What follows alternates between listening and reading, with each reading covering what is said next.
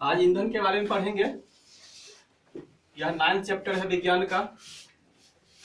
ईंधन, इसको इंग्लिश में कहा जाता है फ्यूल। अब है कि ये ईंधन क्या होता है।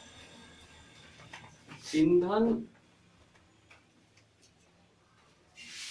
वैसे पदार्थ होते हैं जो जलकर उष्मा तथा प्रकाश प्रदान करते हैं। ठीक है। अब ये वैसे पदार्थ, ये पदार्थ क्या है? ये पदार्थ होंगे ज्वलनशील। ज्वलनशील का मतलब है कि जो जल सकता है। ठीक है। पदार्थ दो प्रकार के होते हैं, या तो ज्वलनशील होंगे या फिर अज्वलनशील होंगे। ठीक। जो ज्वलनशील होंगे वही जलकर उष्मा और प्रकाश प्रदान करेंगे। जो अज्वलनशील होंगे वे जलेंगे ही नहीं, ना जलेंगे ना ही उष्मा और प्रकाश प्रदान करेंगे। ठीक है। ज्वलनशील होंगे, इसका मतलब है कि इसमें कार्बन की उपस्थिति होगी। अब ये कार्बन क्या होता है, इसके बारे में आपको अगले क्लास में ही पढ़ाया जाएगा, फिर पीछे 7th में आपको पढ़ाया गया होगा। कार्बन एक अधातु है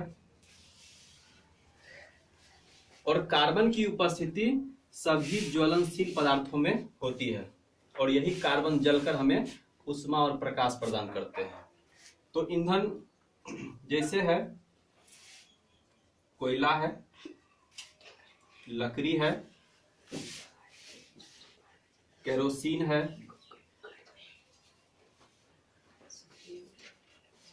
पेट्रोल है, डीजल है, सीएनजी है, एलपीजी है, ये जितने हैं सभी को ईंधन कहा जाता है। क्योंकि हम लोग सुनते हैं कि गाड़ी में पेट्रोल का यूज होता है, जो छोटी गाड़ियां हैं, बड़ी गाड़ियों में डीजल का, सीएनजी, ये आजकल इससे भी बहुत गाड़ियां चलती है, या फिर घरों में जो ईंधन के रूप में सप्लाई किया जाता है पाइपलाइन के द्वारा, उसमें सीएनजी होता है। इसका फुल फॉर्म होता है कंप्रेस्ड नेचुरल गैस। और हमारे घरों में जो होता है वह एलपीजी रहता है, जो सिलेंडर में आता है,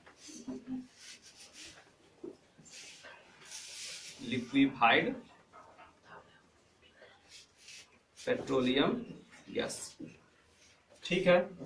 तो ये ईंधन जो होता है इसको 3 वर्गों में बांटा जाता है। पहला होता है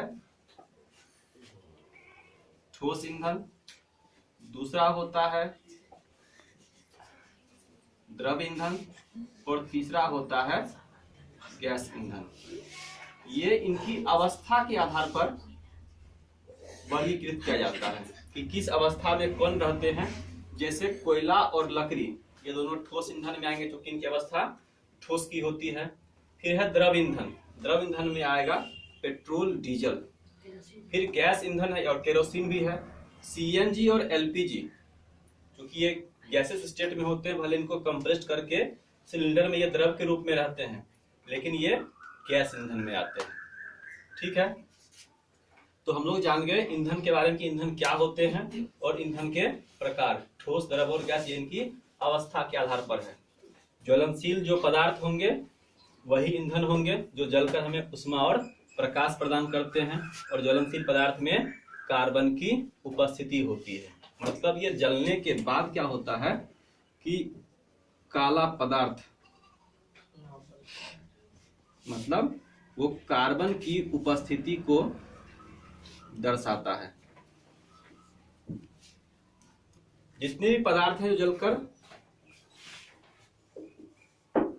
काला रेसिड्यू, अवशेष छोड़ते हैं, उस समय क्या होता है, कार्बन की उपस्थिति होती है।